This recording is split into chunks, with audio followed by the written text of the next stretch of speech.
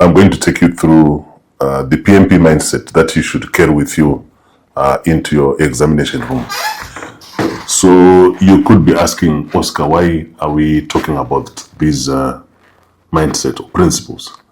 I can tell you, the moment you master these principles and the mindset, you are going to be able to eliminate approximately 80% of the answers that you are going to get in your exams. So it's quite a very important process or activity that you have to take for you to understand this mindset. Even if when it comes to scenario questions, these mindsets are going to help you a lot. So let's move on. Mindset number 11, follow change control process in predictive work. So this is predictive. You should always follow change control. This is a very good mindset for predictive work.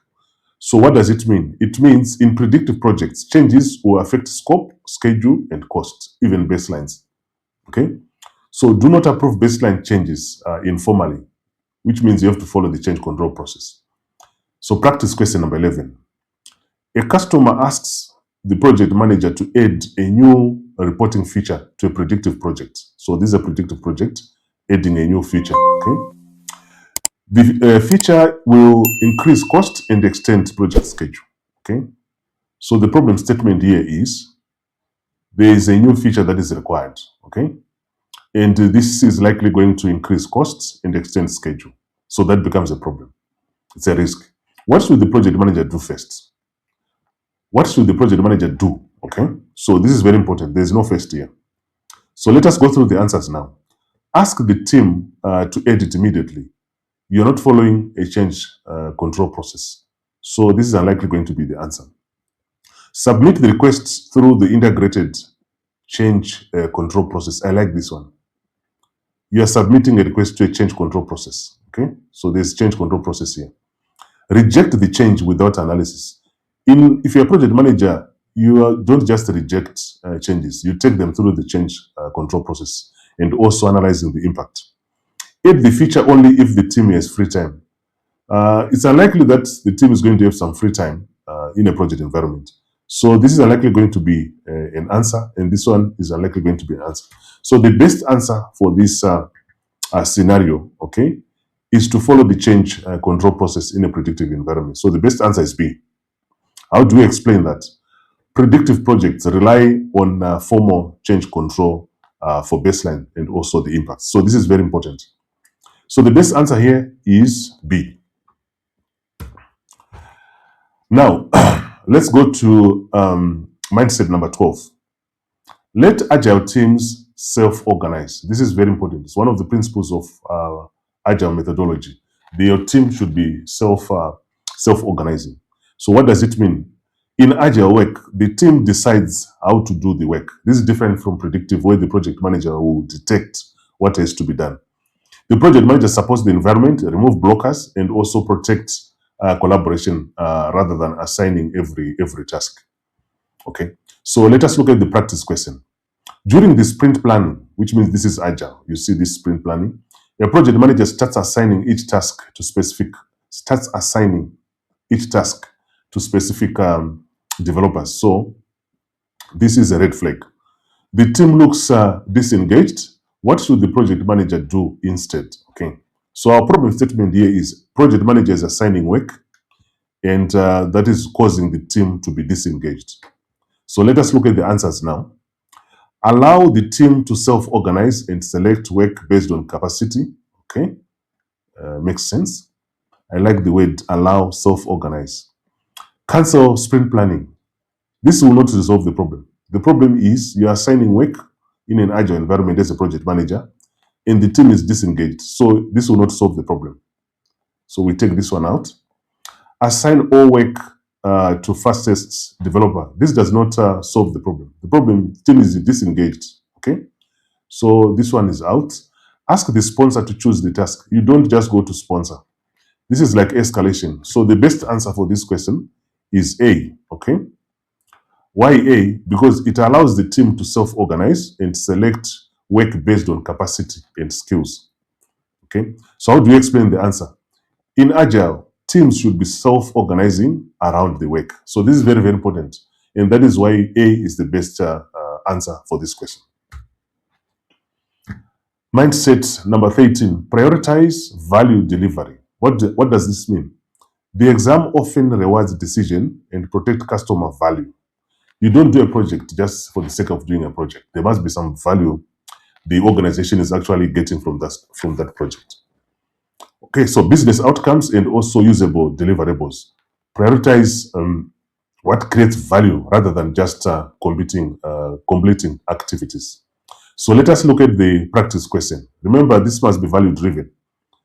Practice question number 13.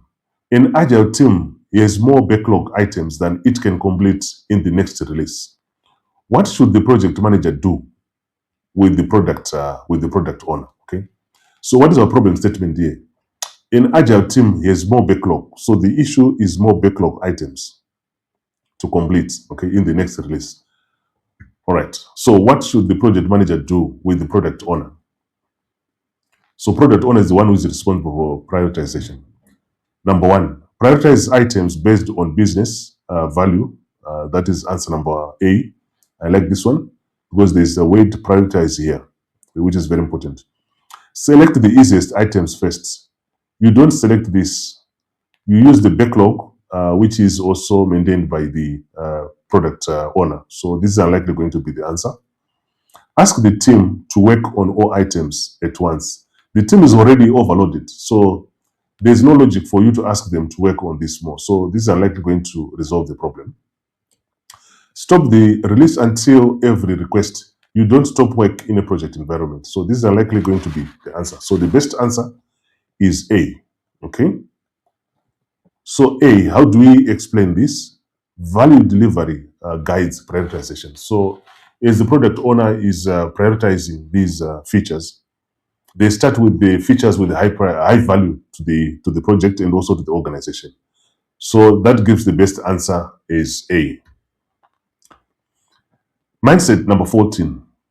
Tailor the approach to context. This is very important. Project context is very important. You don't just apply what you have done previously to each and every project. Every project is unique. Do not assume one method for every project. Good. The project manager tailors life cycle, governance, communication, controls, and also practices based on risk, which is uncertainty, complexity, and also on stakeholder needs. So this is a very important mindset to take into your PMP exam. So let us look at the practice question. Practice question is number 14. A project has stable regulatory requirements but uncertain user experience features. What approach should the project manager do? What approach should the project manager consider? Okay. So what is our problem statement? The project has a stable regulatory requirements but uncertain user expectation in terms of user experience, in terms of features. So this is our problem statement. Now let us look at the answers. Use only one fixed approach for the entire project. Remember, you're supposed to tailor. So this is unlikely going to be the answer. Tailor a hybrid approach with predictive controls for stable requirements and agile techniques for uncertain features. I like this one. It talks about tailoring, so I'll leave it here. Avoid planning until all unnecessary all uncertainty disappears. You see, you cannot avoid planning as a project manager. What if it doesn't disappear? So this is unlikely going to be the answer. Ignore the regulatory. Regulatory is mandatory. You're supposed to do it. So the word ignore here makes this eliminated as an answer. So the best answer here is B. You need to tailor the hybrid approach. Okay. How do we explain this? Tailoring, it means adapting the approach to the situation. This is the context that we're talking about. Project context is what you're going to use to tailor. So the best answer here is B. Right. Mindset number 15. Update plans, artifacts when information changes. So each time something has changed in a project, you need to make sure that you are also updating the plans so that they're always aligned in terms of objectives and also goals of the project. So what does it mean? Plans, logs, registers, and also baseline must reflect current approved information. When facts change, okay, Update the right artifacts and communicate the change. This is very important. So let us look at a practice question now. A newly identified risk has a high probability of affecting critical milestone. What should the project manager do? Okay. So what is our problem statement? There's a new risk here, which is likely going to affect a critical milestone. Okay. So let us look at the answers now. Ignore the risk until it becomes an issue. Never ignore anything in a project. So this is unlikely going to be the answer. B, update the risk, analyze the risk, and plan an appropriate response. Okay, I like this one because you're updating the risk register. C, change the project baseline immediately. You don't change the baselines immediately. They have to be approved, okay? So this is unlikely going to be the answer. Delete lower priority risks from the register. You don't delete anything from the risk register. You just update it, either as open or closed. So the best answer here is B. Okay, well, how do we explain B? Project artifacts must stay current, okay? The risk register should be updated and used to guide analysis, response, and also planning of communication. So the best answer here is B. Mindset number 16. Manage risk proactively. This is very important, proactively. As a project manager, whatever you do in a project environment, it must be done proactively. So risk management is continuous throughout the project. Analysis, respond, remember the risk cycle until you communicate. So let us look at the practice question now. A supplier has a history of late deliveries, and the project depends on critical components from the supplier. What should the project manager do? So our problem statement is a supplier has got a history of late deliveries, okay? Especially for critical components. So what should the project manager do? So let us go through the answers now. So the first one is wait until supplier misses the delivery. As a project manager, you don't wait. You don't cause any delays in a project by waiting. So this is unlikely going to be the answer. Identify and analyze the risk, then develop a risk response as contingents or alternate sourcing. I like this one, risk response. Okay, I'll leave this one for now. Remove procurement from the project plan. This does not solve the problem, so we are going to eliminate this one. Ask the team to ignore the supply performance. You don't ignore stakeholders in a project environment. You don't ignore even issues. So this is unlikely going to be the answer. So the best answer here is B. You need to identify and analyze the risk, then develop a response as a contingent or alternate sourcing. All right. So how do you explain this? Proactive risk management addresses uncertainty. So this is very important. So as a project manager, you should be proactive in managing your risks. Okay. So you're managing your risk here. All right. So the best answer is B.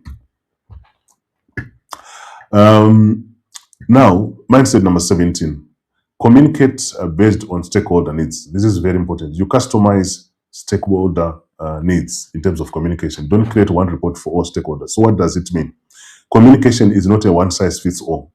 Tailor frequency, format, even language and details and channel to stakeholder expectation in the communication management plan.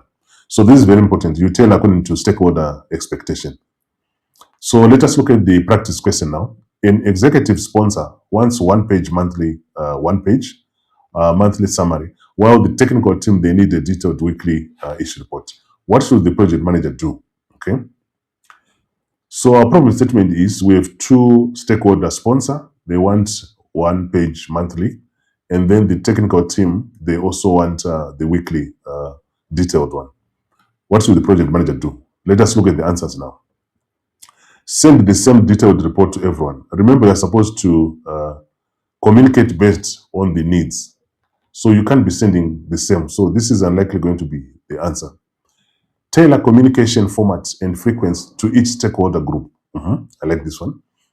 Stop sending reports until someone complains. You don't do that. Remember, you're supposed to be transparent and honest in terms of sending information. So you don't stop sending information. Send only verbal updates. In some cases, you don't need to send verbal updates. And in this scenario, they've requested written ones. So this is unlikely going to be the answer. So the best answer here is B. Okay. So how do we explain B? Stakeholder communication should be planned and tailored. Different stakeholders, they need different levels of detail. So that makes B the best answer. We go to mindset number 18. Understand root cause before solution. This is very important. Before solution, you should understand the root cause. So what does it mean? Do not treat symptoms as full problems. Identify the underlying cause before selecting a corrective action, especially with quality, conflict, delays, and also performance issues. So root cause analysis and understanding is very important. So let us look at the practice question. A project has missed 3 internal review deadlines. So it has missed 3 internal review deadlines. The team says they are too busy, but no analysis has been performed. So there's no analysis done here. Okay. What should the project manager do first? Okay. So our problem statement is they've missed internal reviews and there's no analysis done. And yet our mindset is saying you should do a root cause analysis first before you do anything. Okay. So let us look at the answers now. We now need on A, it's saying add more meetings immediately. This does not resolve the problems. You can have the meetings and still miss the deadlines. Then conduct root cause analysis with the team to understand the reasoning. I like this. I like the word root cause here. Blame the team and issue. Never blame your team in a project environment. So this is not going to be an answer. Remove all review activities from the plan. You don't just go and remove things before understanding, which makes the best answer to be B. So the best answer is to conduct a root cause analysis. How do you explain that? Root cause analysis prevents superficial fixes. The project manager should understand why deadlines are missed before selecting a solution. So the best answer here is B.